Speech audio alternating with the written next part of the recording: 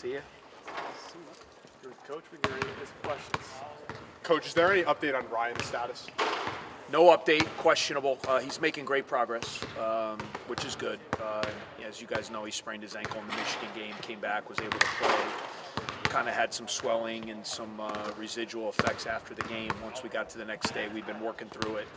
Obviously, he wants to be out there in the worst way, but we also want to be smart.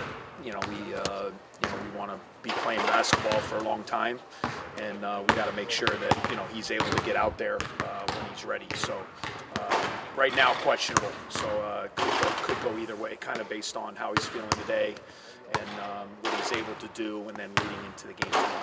How much did it matter? It is going to matter what your young players have done, like they did last year, like Nick and being able to contribute. You're going to need them down the stretch. Yeah, I think confidence-wise, right? I mean, even though you can play well in practice, there's no substitute for going out under game conditions and playing, on the road. What those guys, what Blake, Nick, what they were able to do on the road in a late February game that you need to win to kind of keep up with your goals and what you want to accomplish, and those guys, I think their confidence from that game is going to really help out, and then once we get Ryan back, then you kind of add some depth to what we already have, which hopefully will be great going into the postseason. Northwestern's going to retire Billy McKinney's jersey tomorrow night. Yeah. How important has he been for this program, and what role did you play in kind of helping that process come about? Yeah, I mean, it's something I've been pushing for, really since I started coaching here.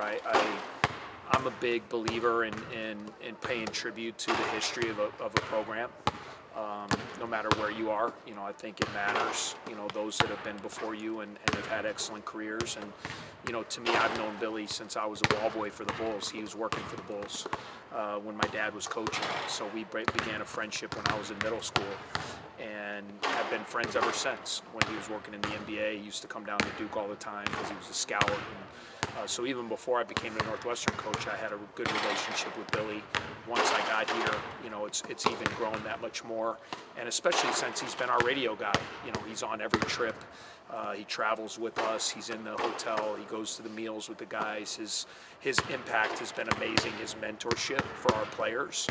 And, to me, there's no better person to be representative for the first jersey retirement than Billy, and it's something that I've wanted for a long time, and I'm just thankful that the administration agreed, and it'll be a great celebration for him and his family, and, hopefully it'll lead to many more. I mean, that's the goal is not to just have one, to continue to honor the legacy and the history of the program, but he was the unquestioned number one guy, and just really happy for him and that he's going to be able to be here and celebrate it with him and his family. Do you believe that Billy would be worthy of that honor as well? I would hope so.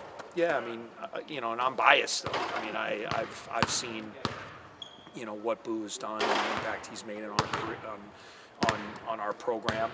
As a player, how he's represented himself, the things he's been able to accomplish.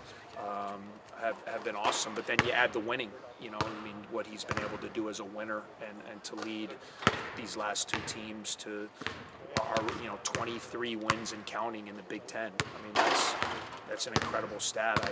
I think it's second most to Purdue in the last 2 years in terms of conference wins. So, for him to be the leader of that, to have the records, the things he's done, I'm sure he's going to be recognized with All-American, status. So hopefully one day that'll happen as well.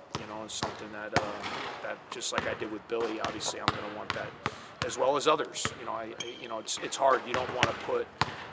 That's the thing with retired jerseys. Like there's a lot of people that are worthy of that. So I think that's where schools and administrations, like, kind of what is the criteria for that. I think we'll have to kind of figure out what that is, because you never want people that deserve to be up there to not, and also you also don't want to diminish what it means. So it's a really special thing.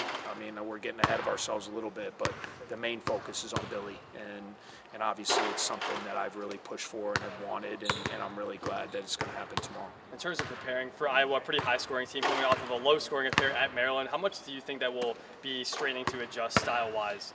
Yeah, I mean, it's definitely a different style. I mean, they want to get up and down. They want to play a fast-paced game. They want to put the ball in the basket. Maryland was more of a defensive-minded team that kind of beat you in a low-scoring game. So different styles. We were able to dive in a little bit yesterday. We got home pretty late on Wednesday night with the travel, so we had a shorter day yesterday. We were able to watch some film, walk through some things. Today will be a really big prep day.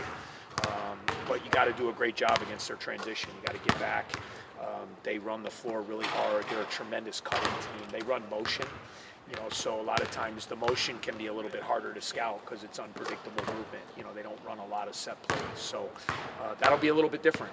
Not a lot of teams, kind of run the motion offense anymore. So we'll have to have a really good practice today, another good walkthrough in the morning tomorrow, and hopefully get ourselves up to speed to play well tomorrow afternoon. Coach, you look at a game like Michigan State, a similar team that wants to play in transition. Do you go back and watch that film in preparation for a team like Iowa? Yeah, I mean, I think throughout the year, you play teams that like to push the ball.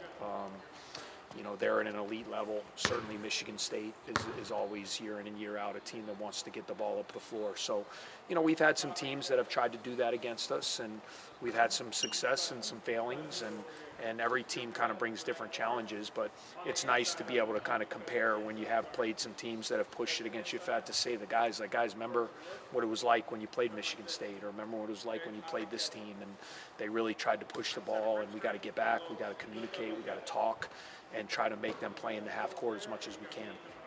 Coach, how have you seen Blake really develop from arriving on campus as a walk-on to now logging significant minutes in late February Big Ten games and making impact plays like he did at Maryland? Well, like I had said after the Maryland game the other night, we were redshirting him because of what we see in him.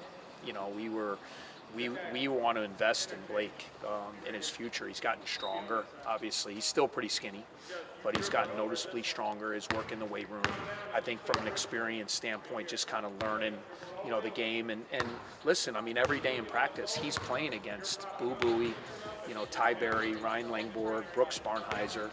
He's guarding really good players day in and day out. And that's kind of what I said to him. I said, Blake, you're ready for this. I know we're going to tell you to guard Jameer Young and the guys will have to guard tomorrow, whether it's Tony Perkins or Peyton Sanford or, some of the guys on Josh Dix, really good offensive players. You've done that all year long with guarding our guys, and so he's ready for that. I was just proud of his confidence. I mean, he hadn't played a whole lot, so I was a little bit interested to see how he would be kind of on the road, in a Big Ten game, and I thought he threw himself into playing hard. I mean, he made a lot of plays out there, which was great to see, and then hopefully the more he plays, the more comfortable he'll continue to get on both ends of the floor. Speaking of another player, Jordan didn't play against Indiana, played only a few seconds against Michigan, then played 11 minutes against Maryland. What were your conversations like with him as he kind of slid into the back of that rotation just to keep him ready and ready? Yeah, just stay ready and keep working. I mean, when you're a young player and guys, like you look across the conference, there's really not a lot of freshmen playing a lot of minutes. I mean, it's a very old league. College basketball has gotten really old, and you're seeing fewer and fewer freshmen kind of play the significant minutes, and that's why you just got to hang in there. You got to come every day. You got to work hard. You got to prepare yourself as if you would play. And I've never been a coach because I always kind of put myself in when I was a player. I don't want to go to them and say, hey, you're going to play not knowing. But all you can say to a guy is just be ready. Like, your number is going to be called at some point. And it's come to fruition. You might have an injury. You might have a sickness. And all of a sudden, we need you. And are you ready to play when needed? And that's what I was proud of Jordan. Like, he's continued to come every day. He's practicing hard. He's working. He's getting better. His best days are ahead of him. He's a young guard trying to figure it out. And right now, he's needed. Right? I mean, with no Ty, and then, what happened the other night with Ryan not being able to play, like, we need him to step in and help us, and thought he did a really good job in those 11 minutes. He made a couple really nice plays, a great pass to Luke, offensively against the press. I thought he played solid defense, so, continue to build those habits, just like we said with Blake Smith. With the injuries to Ty and then now Ryan, how should the committee evaluate your team ahead of the NCAA tournament? I mean, I think by wins and losses. Like, we're 5-1, since Ty, and remember the one game we lost, Ryan gets ejected. 8 minutes into the game. So I'm not saying we would have won the game, but we lost that game by 3 points. So I mean, it's not like, I think it's a little bit different if you have injuries and then you lose, and then you can say like, oh man, like they're a different team. But I mean, we just had a quad 1 win on the road without both of those guys. So I think at the end of the day, I know there's so much on metrics, and I can't follow all that stuff because there's so much to it. I do think we're missing the mark a little bit with point differential. I don't think that's a great metric. I think it's winning and losing should matter. And for us, I think someone showed me yesterday, we have double-digit quad 1 and quad 2 wins. I think there's only 15 teams in the country that have that. And the other 14, I think, are in the top 20 in the net or something like that. Somebody showed me a stat, and we're like at 48. So I don't know how that works when you just look at the teams you've beaten, the league we've played in. So, I mean, I told you guys, I think we're a good team. We just got to keep playing games and keep trying to win. But when it comes to, are we a team that should play in the tournament, I say yes. But I mean, I'm sure a lot of coaches would say that. I mean, and we have 3 games left. So, I mean, for me, it's about like getting ready for Iowa and trying to win that game. And I've told you guys all along, like our mentality is always like you play them all and then you see where you're at, at the end of the day. But, to have 20 wins with the schedule we played, to have 11 league wins with 3 more opportunities, I think our guys have put ourselves in a great position. Coach, not sure if you saw, but there's a sale for some of the items leaving Ryan Field. You guys had something similar obviously happen. Are there any personal items you've been able to keep from the old Walsh Ryan that still kind of have some sentimental value? Yeah, I do have a piece of the floor, okay. Which was awesome. We actually, we got, that last team that played in here. I mean, that was the 2017 NCAA tournament. So we actually had a piece of the floor made for all the players and coaches, with that historic last season, which is really cool. I wasn't able to keep any of the seats or the bleachers, but I do have a cool piece of the floor, which is nice to have. Coach, it seems that every game someone new is having a career day. I guess what does it mean that the offense isn't solely dependent on 1 or 2 players? Well, I think what you're seeing too, I mean, as good as Boo is, he commands so much attention. So, I mean, certainly there could be nights like the other night, I think he only got 12 points or whatever, but he was still responsible for so many points because of the attention of 2 and 3 guys on him. I think that's where the other guys have to continue to step up, to your point, like what Nick was able to do. Brooks getting 14 and 10. Blake Smith finding his way to 6 points. Obviously we need our big guys with rolls and around the basket, Luke and Matt, to kind of finish plays. We know, what Ryan can do once he gets back. But, for us, I was really pleased. I was worried, guys. I mean, if you take 26 points off the line, Ryan and Ty pretty much are responsible for 26 a night. When you take that off the floor on any team, forget about, who you, like, okay, you got to make that up somehow. And, for us to put, 68 or 69 on a top 5, defense in the country, I thought was great. The way we were able to find we got to the free throw line. I mean, our team's a little bit different, right? When you take Ty and Ryan off the floor, some of the things we were doing, you're not going to do those. They're great coming off screens and flying off flares and double screens, and we don't really have that element right now, but we have guys that do other things. You see Nick's ability to post and get into the lane, what Brooks can do. So you got to kind of figure it out. I've always thought, with coaching, that's what your job is, like figure out how to be successful with what you have. So we've had to kind of reinvent a little bit the way we play versus when we had Ty and Ryan, but our guys have adjusted well. And like I said, to still find a way to win while you're doing that has been awesome. To win 5 of these 6 games since we've had those injuries is a great testament, to the resolve of this team. Time for one more. Coach, you talk about building a winning program and creating a winning environment here at Northwestern. Now, back-to-back marches, being in competitive play, getting ready for tournament runs. Do you think this program has reached a point where it's going to be able, and the culture has been set that winning is the expectation? I think it's getting. Yeah, I mean, it's a great question. I think it's getting there. You have to sustain it. And that was a big part of what we talked about. We had a great year last year, but you got to come back and you got to stamp it. And that's what we've done. And then the challenge is going to be to not, rest on our laurels once this group is done. you got to dive right back in, and you got to be ready to try to keep it going when everyone's trying to navigate, new college basketball and how the rules are. But I think the culture that's been created from this group of guys, and it was never more apparent than the other night. A lot of teams would have gone into that game the other night and said, hey, we're so undermanned, we're starting to walk on, like, let's take our loss and get out of there. And our guys, they were never talking like that. They were like, hey, we got to figure this out. I know we're down some key guys, but next man up, let's get out there and let's figure out how to win. And I think when you do those things, those are the things as a coach you see. You're like, man, we're starting to get there in terms of that winning culture.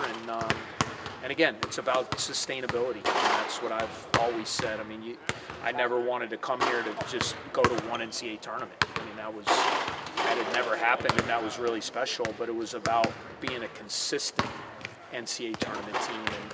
And if we're able to do it this year, and I'm fortunate enough to do it, that'd be, I think, 3 in 7 years. I mean, pretty darn good, for a program that had none over the first 80-something years. So, I think what the guys have done, these players have done to kind of change the narrative of the way the program's looked at, I think is awesome. You have to earn respect. The only way you earn respect is by going out there and playing to a certain standard and winning. And that's what these guys have done over the last 2 years. And I'll always be indebted to them for that as we continue to push for more. I mean, you can never get satisfied, right? Like you always want more as a competitor. And I'm just excited right now. I'm in the present, and I'm really coming every day trying to be at my best for these guys, so we can maximize, this group the best we can. And it's kind of wild to think we're at the last week of the season. It's gone fast.